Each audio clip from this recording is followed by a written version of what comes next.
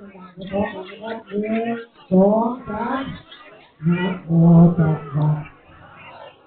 อะระหะโตสัมมาสัมพุทธัสสะนะโมตัสสะภะคะวะโต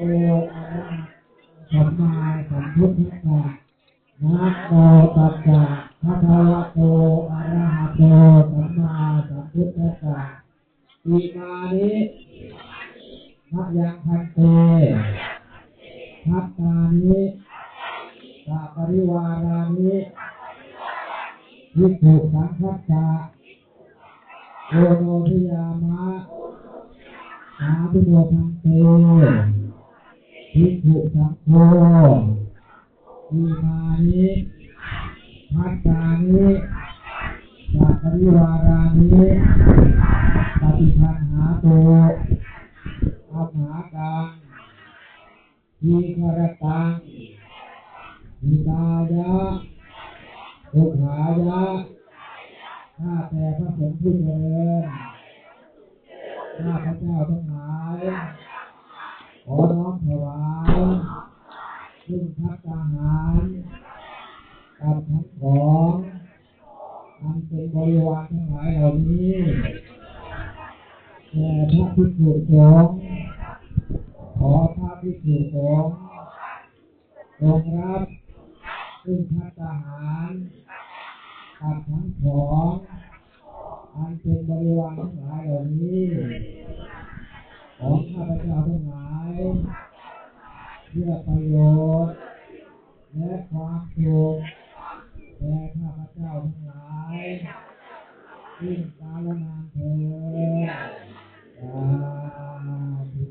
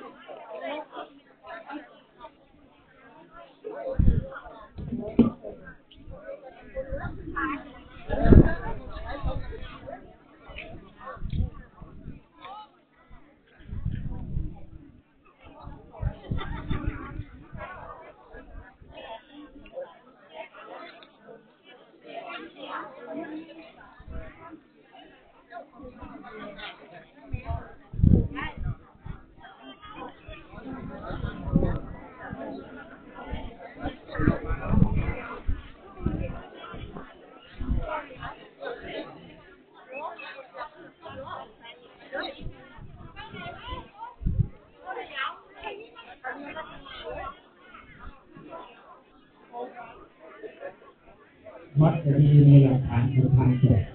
มีทั้งพระในวัดช่วยเป็นสองมีญาติโยมช่วยสนับสนุนทุกคนเราแล้วต้องของบ้านในวัดจะพัฒนาการพัฒนา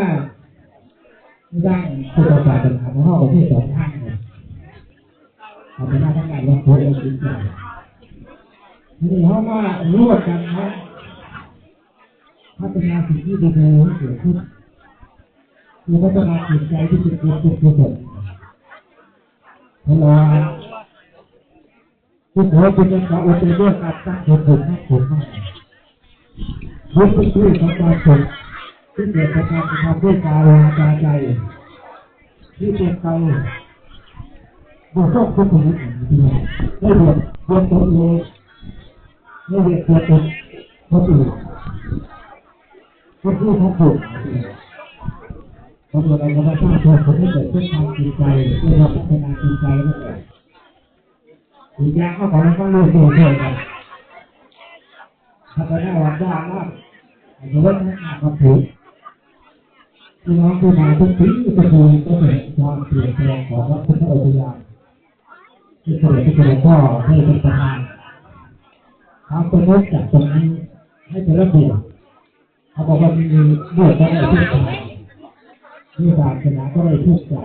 ก็ตอนนี้แหละภาวะตอนเป็นก็มีแต่น้ำใจถ้ามาวัดตอนตายก็มีแต่น้ำตาเวลามาตอนนี้มาเองเนี่ยผู้ว่ามาเขาได้เป็นโยตูนได้เขาจะทำอะไรก็ทำได้ตอนมีเล็กอยู่ตายไปแล้วเนี่ยก็ได้ที่เราถึงว่าจะไม่ได้ทำแต่ตัวทำเรื่องเขาจะสามารถสร้างที่ดีในเกิดขึ้นโดยเฉพาะในที่เป็นวันที่สามบูชาที่ผ่านมาถ้าเกิดว่าอยู่ในช่วงการเราไม่สามารถบูชาเราเป็นวัฒนธรรมโลกเข้าไปนี่เราเป็นผู้ก่อแล้วบอกว่าเป็นวัฒนธรรมโลกคนเป็นยังไงโลกหรือว่าเป็นวัฒนธรรมโลกที่กำหนดหรือว่าโลกเพราะว่าแนวทางคำสอนของพระพุทธองค์เป็นไปเพื่อไม่เบียดเบียนคนอื่นและผู้อื่นอันนี้ผู้